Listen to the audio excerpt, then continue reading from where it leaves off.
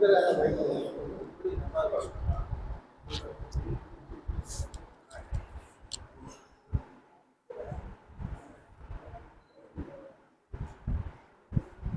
को रोशनी के पर्व दीपावली की बहुत बहुत शुभकामनाएं। आप हमेशा पूरे वर्ष भर हंसी खुशी के रोशनियां सब पे बिखेरते रहे, ऐसी मैं उम्मीद करती हूँ। अब थोड़ी सी रोशनी मैं मेरी रचना पे भी डालूंगी ताकि आप उसके मर्म को अच्छे से समझ सके।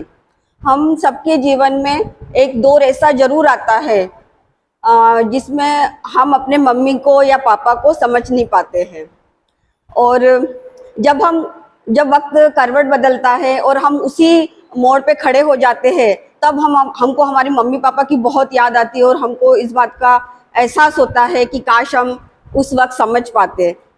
इसी तरह की ये रचना है। थोड़ी सी और दो बातें मैं कहना चाहूँगी। मैंने शायद किसी से नहीं कही, अपने पति से भी नहीं कही कभी, कि मैं जब 17-18 साल की थी और मेरी मम्मी जो थी वो चीज़ों को रख कर भूल जाती थी और बहुत वो मतलब फिर परेशान होती रहती थी कि कहाँ गई वो, मैंने कहाँ रख दी है।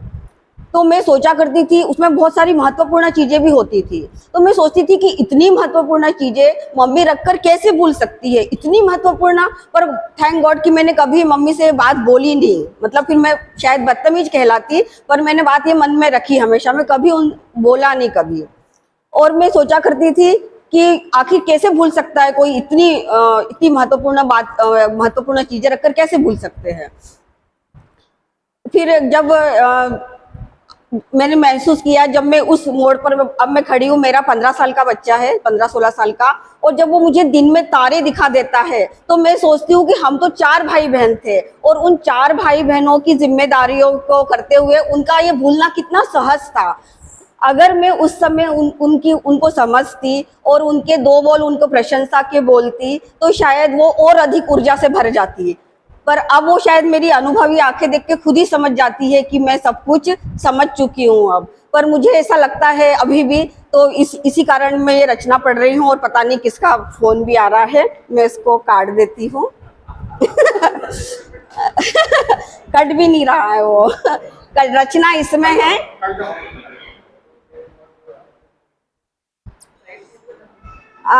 इस रचना का नाम है, रचना मुझे अज्ञात रचनाकार है, मुझे उसका नाम नहीं पता है, परंतु इतना जरूर पता है कि सबको अपनी मम्मियों की याद आएगी, खासतौर से जो नारी शक्ति बैठी हुई है, मातृशक्ति बैठी हुई है, और वो सारे पुरुष भी जो अपनी मम्मियों को समझते हैं या किसी भी महिला को समझते हैं तो वो उनको जरूर याद करेंगे। नाम है तुमसी हो गई हूं मैं अब, रचना का नाम है। माँ अब मैं तुमसी हो गई हूँ। माँ तुम सिल्क साड़ी महंगी कहकर छोड़ देती थी, महंगे कप मेहमानों के खातिर छोड़ देती थी। हम लतीफे बनाकर तुम्हारी मितव्यता पर तुमको ही हंसाते, हम लतीफे बनाकर तुम्हारी मितव्यता पर तुमको ही हंसाते। त्योहारों पर कभी नहीं देखा कभी तुमको फुर्सत के क्षण बिताते। हमेशा मशरूफ रही तुम रसोई में, जाने क्या बंदोबस्त करती, तब अक्सर सोचती मैं तुम नहीं जानती हो जिंदगी का स्वाद लेना।